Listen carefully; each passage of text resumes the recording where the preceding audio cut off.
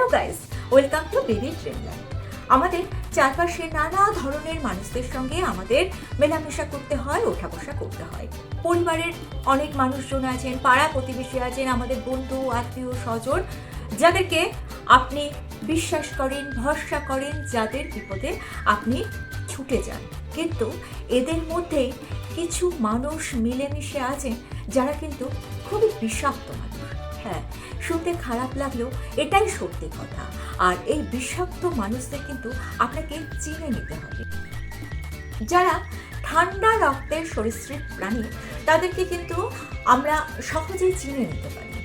আর যেহেতু আমরা তাদেরকে চিনে নিতে পারি, তাই তাদের থেকে কিন্তু আমরা সাবধানতা অবলম্বন করতে পারি। কিন্তু মানুষের মধ্যে যেসব বিষাক্ত মানুষরা আছেন, তাদেরকে কিন্তু চেনাটা অত সহজ নয়। কারণ তারা আপনার সামনে তো আপনার সঙ্গে শত্রুতা করবে না, আপনাকে তারা ছুরি মারবে পেছন থেকে। আপনার মধ্যে যা কিছু ভালো আছে সেগুলোকে এরা বিষাক্ত করে দেবে। তাই এইসব বিষাক্ত মানুষদের আপনাকে চিনতে হবে এবং এদের থেকে সাবধানে থাকতে হবে। কিন্তু চিনবেন কিভাবে? তার আছে কিছু উপায়।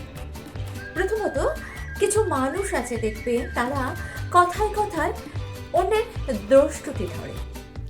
প্রত্যেকটা মানুষের মধ্যে কিছু না কিছু দোষ ত্রুটি থাকে, কোনো মানুষই স্বয়ং সম্পূর্ণ নয়। কিন্তু কিছু মানুষ আছে এই দোষ ত্রুটিগুলোকে খুঁজে বার করে অন্যের সামনে আপনাকে হেয় করার চেষ্টা করে। এর ফলে কি হয়? আপনি কনফিডেন্স লেভেল হারিয়ে ফেলেন, যার ফলে যখনই কনফিডেন্স লেভেল আপনি হারিয়ে ফেলবেন, তখন যে কোনো কাজে আপনি ভুল করে ফেলবেন। আর যখনই আপনি ভুল করলেন বা আপনি কাজে অসফল হলেন, তখনই কিন্তু এই সব বিষাক্ত মানুষদের প্রচেষ্টা পরিপূর্ণ হলো, এরা জিতে গেলেন। আর এদেরকে জিতালেন কিন্তু আপনি। তাই কখনো আত্মবিশ্বাস হারিয়ে ফেলবেন না।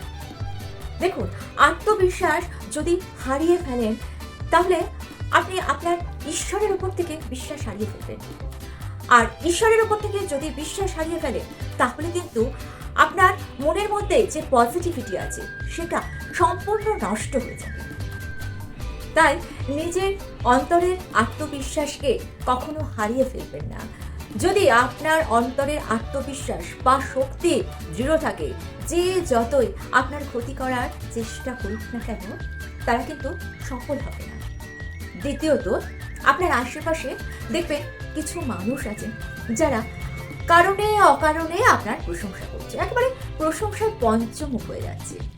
এদের প্রশংসায় আপনি যদি বিগলিত হয়ে যান, যদি আপ্লুত হয়ে যান, তাহলে কিন্তু আপনার নিজেরই ক্ষতি হবে। কারণ প্রত্যেকটা মানুষের মধ্যে একটা অহংকার বোধ থাকে।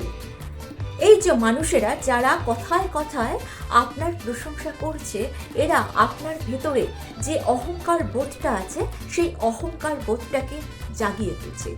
আর যে মানুষের মধ্যে অহংকার জন্মায়, অহংকার বেশি হয়, সেই মানুষের কিন্তু পতন নিশ্চিত।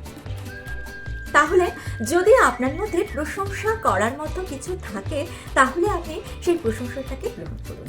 একটা কথা মনে রাখবেন, যারা আপনার কাছের মানুষ, যারা আপনার ভালো চান, যেমন ধরুন আপনার বাবা মা, তারা কিন্তু সব সময় সব কাজে আপনার প্রশংসা করেন না। অনেক সময় কিন্তু আপনার খুঁতো ধরেন, আপনার কাজের দোষ ত্রুটি তারা ধরেন। কারণ তারা মনে করেন আপনার ভুলটাকে যদি ধরিয়ে দেওয়া যায়, তাহলে আপনি কাজটা আরও ভালো করে করতে পারবেন, আপনি জীবনে ভালো মতো সফল হবেন। তাহলে কি হলো?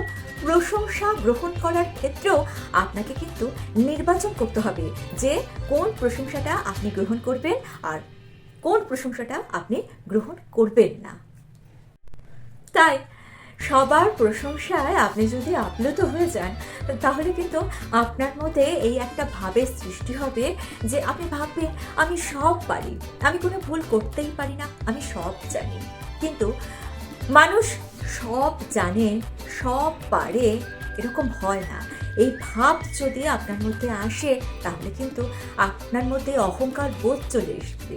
আর অহংকার বোধ যদি আপনার মনের মধ্যে স্থান পায়, তাহলে কিন্তু আপনার পতন নিশ্চিত। আর যারা আপনার অকারণ প্রশংসা করছে, তারা কিন্তু জিতে গেল। যখনই আপনি হেরে গেলেন তারা কিন্তু জিতে গেল। তারা এটাই চায় আপনি অসফল হন। সুতরাং এদের পাতা ফাঁদে পা দেবেন না, এদেরকে বিশ্বাস করবেন না, এদের কথা বেশি শুনবেন না। আপনার চারপাশে কিছু মানুষ আছে দেখবেন যারা নিজেকে এমনভাবে প্রেজেন্ট করে যে তারা সব জানে, আর সকলের সামনে আপনাকে হিরো করার চেষ্টা করে। এমন ভাব দেখায় আপনি কিচ্ছু জানেন না, সে সব জানে। এর ফলে কি হয়, আপনি মন থেকে দুর্বল হয়ে পড়েন। আপনি যদি এদের কথা বারে বারে শুনতে থাকেন, এদের আশেপাশে থাকেন, তাহলে আপনি ক্রমশ একজন দুর্বল মানুষে পরিণত হবেন। নিজেকে কখনো দুর্বল মানসিকতার মানুষে পরিণত করবেন না। যদি আপনি মনের দিক থেকে নিজেকে দুর্বল করে ফেলেন, তাহলে আপনি কোনো কাজে সফল হতে পারবেন না। আসলে এই সব মানুষেরা যে নেগেটিভিটি ছড়িয়ে দেয়, সেই নেগেটিভিটির প্রভাবে প্রভাবিত হয়ে আপনি যদি মানসিকভাবে দুর্বল হয়ে পড়েন, তাহলে কিন্তু এরা জিতে গেল। কারণ আপনাকে ছোট করা, আপনাকে লো করা, আপনাকে হারিয়ে দেওয়া, অসফল করাই এদের কাজ। সুতরাং এদের থেকে দূরত্ব বজায় রাখুন। এদের কথা শুনলেও কানে নেবেন না, সবসময় সিরিয়াসলি নেবেন না এদের কথাগুলোকে। কারণ সবাইকে তো আপনি অ্যাভয়েড করতে পারবেন না, আর সবার সঙ্গে কথা বন্ধ করে চলতেও পারবেন না, মুখ দেখা দেখেও বন্ধ করতে পারবেন না। তাহলে কি করতে হবে, এদেরকে একটু অ্যাভয়েড করে চলতে হবে। তাহলে দেখবেন আপনি মানসিকভাবে শক্তি লাভ করেছেন। মানসিকভাবে যদি আপনি সাহসী হন, যে কোনো কাজ কিন্তু আপনি 60% ওখানেই করে ফেলবেন। এটা কিন্তু বৈজ্ঞানিকরা বলছে, কারণ উইলিং পাওয়ারের কিন্তু একটা জোর আছে, সেটাকে অবহেলা করবেন না। চতুর্থত, কিছু মানুষ আছে দেখবেন যারা আপনার দুর্বল স্থানে আঘাত করে। প্রত্যেকটা মানুষের মধ্যে কিছু দুর্বল স্থান থাকে, কিছু অসফলতা থাকে, কিছু কাঙ্ক্ষিত জিনিস থাকে যেগুলো তারা পায়নি বলে তাদের মনে একটা কষ্ট আছে। আর আপনার আশেপাশের কিছু মানুষ আছে যারা এই কষ্টটাকে বাড়িয়ে তোলে, আপনার ক্ষতস্থানে বারে বারে আঘাত করে রক্তক্ষরণ করায়। দুর্বল স্থানে কিন্তু বিড়াল আছড়ায়, আর এরাই আপনার দুর্বল স্থানটাকে আঘাত করে করে আপনাকে দুর্বল করে দিতে চায়, যাতে আপনি কোনো কাজে সাকসেস না হতে পারেন। আপনাকে ডিস্টার্ব করে, মানসিকভাবে ডিস্টার্ব করে। মানসিকভাবে ডিস্টার্ব থাকলে যে কোনো কাজে আপনি মনোনিবেশ করতে পারবেন না। তাহলে এদের এই সুযোগটা দেবেন না, এদের থেকে দূরত্ব বজায় রাখুন। পঞ্চমত, কিছু মানুষ আছে দেখবেন যারা আপনাকে সব সময় অনুকরণ করে। আপনি যে ড্রেস পরছেন তারও ওই রকম ড্রেস চাই, আপনি যে গাড়ি কিনছেন তারও ওই রকমই একটা গাড়ি চাই, এমনকি আপনি যে ব্যাগটা ব্যবহার করছেন সেটাও তার চাই। তো এই সব মানুষেরা কিন্তু আপনাকে ঈর্ষা করে। আর দেখবেন এইসব মানুষেরা আপনার সম্বন্ধে ভীষণ কৌতূহলী, কারণ তারাই কৌতূহল প্রকাশ করবে আপনার সম্বন্ধে যারা আপনাকে হিংসা করে। আর যারা হিংসা করে আপনাকে, তাদের থেকে তো দূরে থাকাটাই শ্রেয়।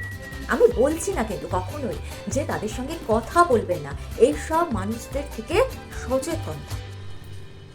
ষষ্ঠত, কিছু মানুষ আছে দেখবেন আপনার প্রিয় জিনিসটাই তার চাই, আর আপনি কি করছেন, তার প্রতি ভালোবাসায় এতটাই আবেগপ্রবণ হয়ে পড়ছেন যে আপনার প্রিয় জিনিসটাও তাকে দিয়ে দিতে আপনার কোনো অসুবিধা হচ্ছে না। হয়তো দিতে ইচ্ছা করছে না, কিন্তু আপনি দিয়ে দিচ্ছেন। এটা করবেন না। দাতা হওয়া ভালো। দেখুন, দান আপনি সেই জিনিসটাই করবেন যেটা আপনি মন থেকে চাইবেন। আপনি চাইবেন, কেউ আপনার দুর্বলতার সুযোগ নিয়ে আপনার কাছ থেকে সেই জিনিসটা ছিনিয়ে নিচ্ছে, এটাকে আপনি প্রশ্রয় দেবেন না। এটাকে যদি আপনি প্রশ্রয় দেন, তাহলে তার কাছে এই বার্তাটা যাবে যে সে ভাববে আপনি তাকে ভয় পেয়েছেন, কিংবা আপনি তার প্রতি খুব দুর্বল, তাই আপনি তাকে সেই জিনিসটা দিয়ে দিচ্ছেন। জীবনে সব সময় সব কিছুর সঙ্গে আপোষ করতে নেই। মহাভারতে কর্ণ ধার্মিক ছিলেন, দাতা ছিলেন, তাহলেও তার পতন হয়েছিল। কেন বলুন তো? সে অন্যায়ের সঙ্গে আপোষ করেছিল, অধর্মের সঙ্গে আপোষ করেছিল, তাই তার পতন হয়েছিল। তাই কখনো অন্যায়ের সঙ্গে অধর্মের সঙ্গে আপোষ করবেন না। তাহলে নানা ধরনের মানুষের কথা আপনাদেরকে বললাম। আশা করছি এর মধ্যে কোনো না কোনো মানুষের সঙ্গে কিন্তু আপনার চেনা মানুষের মিল আপনি খুঁজে পেয়ে গেছেন। যদি ইচ্ছে হয়, যদি জানাতে চান, তাহলে অবশ্যই আমাকে কমেন্টস করবেন, আমার ভালো লাগবে। আর ভিডিওটা ভালো লেগে থাকলে চ্যানেলটিকে সাবস্ক্রাইব করে নিন, পাশে থাকা বেল আইকনটা প্রেস করে দিয়ে অল অপশনে ক্লিক করে দেবেন, তাহলে যখনই নতুন কোনো ভিডিও আপলোড করবো তার নোটিফিকেশন আপনাদের কাছে পৌঁছে যাবে। আর ভিডিওটা ভালো লেগে থাকলে ছোট্ট করে একটা লাইক দিতে কিন্তু ভুলবেন না। আজকে তাহলে এই পর্যন্ত। Thanks for watching.